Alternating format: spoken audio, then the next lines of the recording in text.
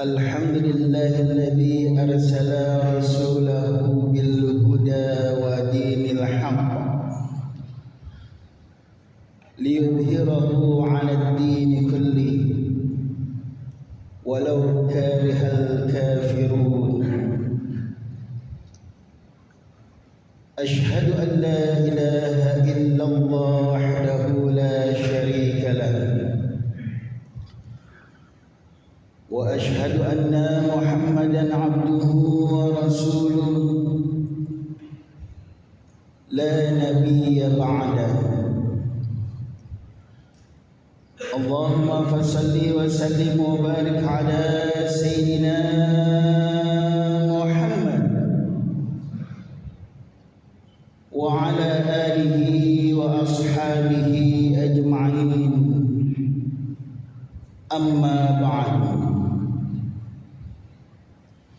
فيا عباد الله، أوصيكم ونفسي بتقوى الله وطاعته لعلكم تفلحون.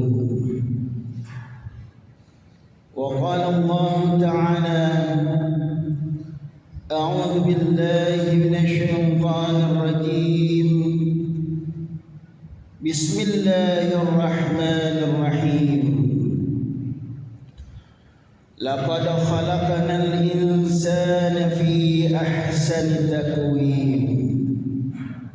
صدق الله العلي العظيم. Hadirin jamaah salat Jumat yang dimuliakan Allah Subhanahu wa ta'ala. Alhamdulillah, puji syukur kita panjatkan kehadirat Allah Subhanahu wa ta'ala yang telah memberikan ribuan nikmat-Nya kepada kita semua, sehingga kita dapat melaksanakan kewajiban kita, yaitu salat Jumat di masjid yang tercinta ini. InsyaAllah tidak pulang dari tempat ini, Allah Subhanahu wa ta'ala mengampuni dosa-dosa kita semua. Amin, amin, ya Rabbal Alamin. Salawat teriring salam senantiasa tercurah pada penghulu umat, baginda Nabi besar kita Muhammad sallallahu alaihi wasallam, dengan doa dan harapan mudah-mudahan dengan senantiasa kita bersalawat kepada beliau, kita mendapatkan syafaatul uzma di yaumil qiyamah. Amin, amin, ya Rabbal Alamin. Hadirin jamaah salat Jumat rahimakumullah, mari sama-sama kita tingkatkan keimanan dan ketakwaan kita di hadapan Allah Subhanahu wa ta'ala. Fatazawwadu fa inna khaira zadi taqwa. Berbendaharalah kamu, karena sebaik-baik perbendaharaan adalah ketakwaan di hadapan Allah Subhanahu wa ta'ala. Mudah-mudahan kita senantiasa diberikan kemampuan oleh Allah Tuhan Rabbul Izzati senantiasa dalam melaksanakan ketakwaan kepada Allah Azza wa Jalla. Amin, amin, ya Rabbal Alamin. Hadirin jamaah salat Jumat rahimakumullah, sama-sama kita ketahui bahwa kita manusia merupakan makhluk yang paling sempurna yang Allah ciptakan. Daripada makhluk-makhluk yang lain, manusia mempunyai keunggulan yang tidak diberikan oleh makhluk-makhluk yang lain. Sebagaimana Allah Subhanahu wa taala berfirman, A'udzu billahi minasyaitonir rajim. Bismillahirrahmanirrahim. Laqad khalaqnal insana fi ahsani taqwim. Sungguh kami menciptakan manusia dalam sebaik-baiknya bentuk. Itulah kenapa kita sebagai manusia yang Allah ciptakan diberikan kemuliaan, karena kita diberikan oleh Allah Subhanahu wa taala yaitu akal dan pikiran serta nafsu yang tentunya sebagai pembeda yang membedakan dari makhluk yang lain. Dalam hal tersebut, Imam Syekh Nasir Ibrahim As-Samarkandi dalam kitabnya Tanbihul Ghafilin halaman 79 beliau menjelaskan, Inna jasada ibni Adam thalathatu ajza'in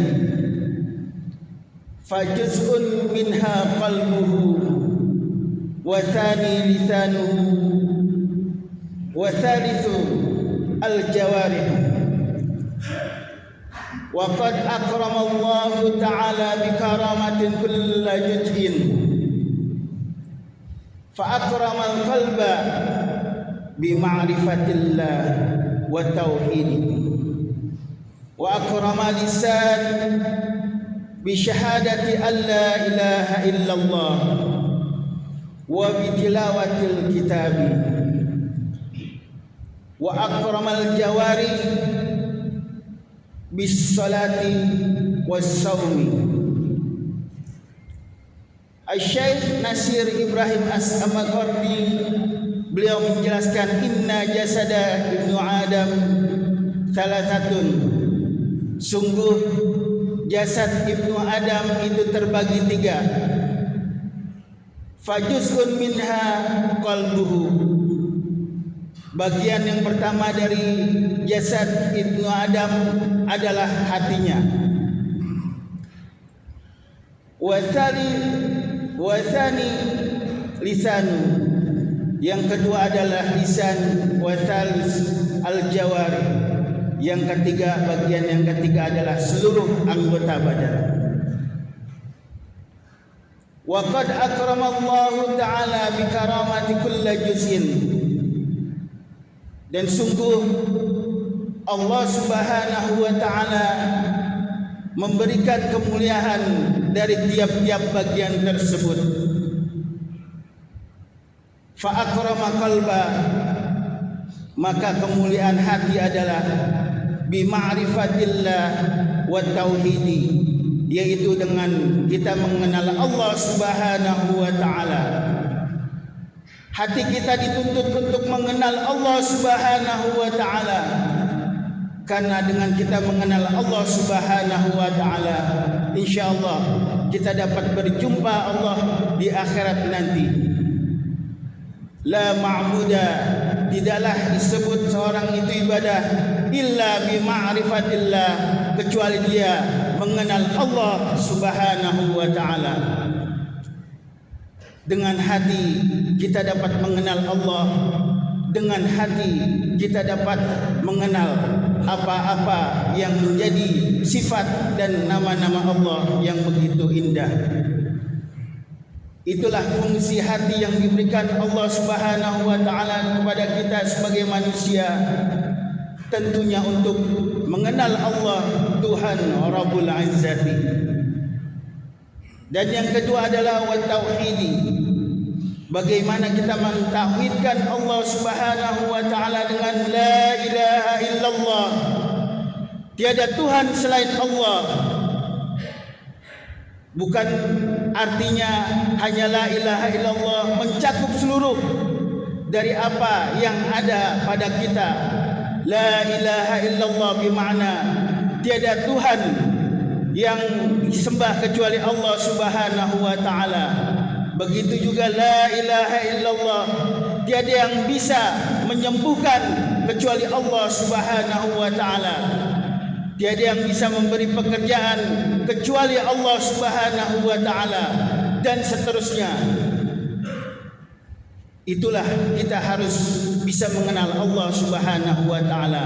Dengan mentauhidkan Allah Subhanahu wa taala, insyaallah keimanan kita akan selamat fid dini wad dunya wal akhirah. Yang kedua adalah fa akramal lisan bi syahadati an la ilaha illallah wa tilawatil kitabi. Al-Syekh Nasir Ibrahim As-Samarqandi menjelaskan kemuliaan yang kedua bagi jasad manusia adalah lisannya. Bagaimana lisan kita ketika kita menyebut nama Allah Subhanahu wa taala dengan zikrullah, maka hati kita akan menjadi tenang. Ala bi dzikrillah tatmainul qulub.